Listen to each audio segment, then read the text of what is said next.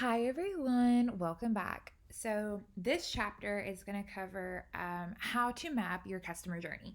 So, in chapter one, we talked a lot about the customer avatar, and this time we're going to be talking about the customer journey. So, what your avatar will experience through an organization's mapping of the digital environment. So, this chapter is fairly short again. So, we will actually breeze through week one. Okay, so the chapter is going to look at examining the customer journey. It was going to look at some questions that might help you map your customer journey and analyze the user experience from a customer's point of view, which is actually really important, and digital marketers tend to overlook that.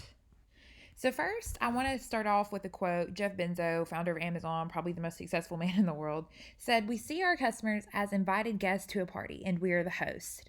It's our job every day to make every important aspect of the customer experience a little bit better." And I think this is very powerful and important because, I mean, if you think about Amazon as a digital marketing company, um, Amazon is the leading firm. Are the ones that invented the one-click buy, which has really progressed their customer journey as an organization. If you have an Amazon Prime account, it automatically saves your information and you can purchase an item you're looking at by just clicking one button. So your customer journey is actually cut a little short in this process and you get a conversion faster if you're the organization. Okay, so this is figure one. This is from your textbook. This is the customer journey defined by your author. So the first thing is people come in as a stranger. Visitors or individuals come in as a stranger, and your goal is to attract them to be a visitor. So they start out as somebody who you don't know. You're attracting them through some type of advertisement via social media ad, a search engine advertisement. It can be an ad that's placed in the newspaper or on a magazine. It can be anything, but you're attracting them, which makes them visit your company. Um, in this case, we're going to be more on an online realm. So it's going to be a website or social media. They're getting information. As a visitor, your job is to convert them into a lead. Now, converting them can be maybe showing more advertisements when they visited. So maybe your company placed a what's called a cookie into their computer, and a cookie can track how many visits, who is this person that is visiting your website or web page on a website. So you're trying to convert them into a lead, and a lead is like a step closer into becoming a person, like a customer. So this is like if you're familiar with the sales process, like cold calling, you're trying to find leads into making them more potential as a customer. And to do this, you have to close the deal. So closing the deal, it might be, hey, here's 10% off your first purchase. We see that a lot in retail, and that is like a closed deal to make them a customer. And if they're a customer, the goal to then, you don't stop there, is to make them happy. You want to delight them. Because if you make them happy and they love your company, they love your brand, they love your products and services, then they become a promoter. And promoters are the key. Promoters are brand loyal. They will help you be more successful in the realm of the online environment. They can put you on YouTube, Instagram, TikTok, Facebook. They are just out there to promote you. Normally, they're not paid, they just love your company so much. So, this is the figure 2.1 customer journey.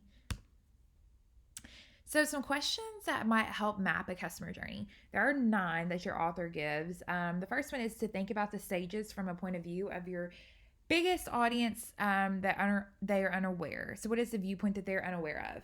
And how would they find out about you? So, if they're unaware of you, how can you make them more aware of you? And that it depends on what type of organization you are and who your customer avatar is. So, where are they looking? If they searched for you, how did they find you? So, did they type you in on Google or Bing? Did they find you on Facebook, a Facebook group? Were you suggested in a blog? What would make them choose you in a search result and visit your website?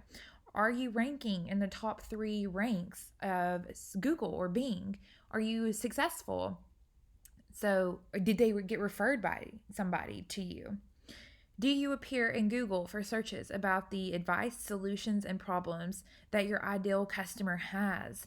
So in my example from chapter 1, I typed in running shoes for as an example on Google. And the top 3 searches are probably going to be like Nike, Under Armour, Adidas, Brooks. So are is the running shoe that I'm looking for, that is my problem, is Nike a solution? And that is ideal, what the ideal customer is looking for. Do you just appear for your brand, product, or service, or are you appearing for other things, which you want to be? You want to appear for your brand, product, and service, but you also want to appear on keywords, which we talked about last week, that are vital to your product, service, and brand. How would they see your competitors on the journey? So, are your competitors better than you? Do they have better pricing, products, services? Are they cheaper than you? How are your competitors competing along this journey? Where does your audience hang out, and are you visible? So if they hang out more on TikTok, are you on TikTok? Does your company do this? Do they promote advertisements or sponsor advertisements on this social media? Or are they maybe more mature audience? Then you would probably target Facebook and sponsor advertisements on Facebook. What's the top converting touch point of their journey for generating leads or gaining a profitable customer? So when this is actually really important. So the top converting touch points, this is like what they are encountering physically and online. It could be an email. So maybe you're tracking them and they give you your email, and maybe it's generating a lead, and you're sending them like, hey, the 10% off coupon. Are they going to be a profitable customer? Are they just doing your sales promotions, which still you want? Or are they going to they just want to do a trial sample and end up loving your brand? So how profitable is this person going to be, and how are you going to convert them to be more profitable? And then, can they research and evaluate your products and services easily? This is really important for me as a consumer. I always look on Amazon because I think they're super important and valuable reviews on Amazon. But if you're going to a destination, Yelp is such a great social media tool for looking at reviews of certain restaurants or venues, parks, places to go vacation. So how easy can you be searched? How to create a customer journey map. So, if you are an organization, or in the future when you do work at an organization, you need to create a customer journey map. The first thing you have to do is set clear objectives for the map. So, think about one clear goal. So, you have a goal and you need to set an objective. Maybe it's, let's say, to raise your social media on Facebook. We're going to raise your social media on Facebook 10%. So that is your objective. That's one objective. It's a clear goal. You're going to raise your social media engagement by 10%. So then you need to use your customer avatar to define their goals. So is that a feasible goal for your customer avatar? As an example, maybe we're looking at a company that's targeting more of your parents. And your parents are probably on Facebook. If they're anything like my family, everybody that's older than me is on Facebook. So this would be a good example and a good goal for your customer avatar. Your customer likes to use Facebook to help complete their goals, find out more information about a product or service. So this would be good to sponsor advertisements to raise your Facebook user engagement by 10%. List all the touch points you think they will have from attracting them to the first place to them becoming a repeat customer. So where are they encountering you? On Facebook, is it in a group? Are you seeing it in an advertisement? Are you getting referred? Are you getting tagged in? How are these customers seeing you physically on Facebook? And then, how are they seeing you as a repeat customer? One example I have, especially in Facebook, is the hair care products I use.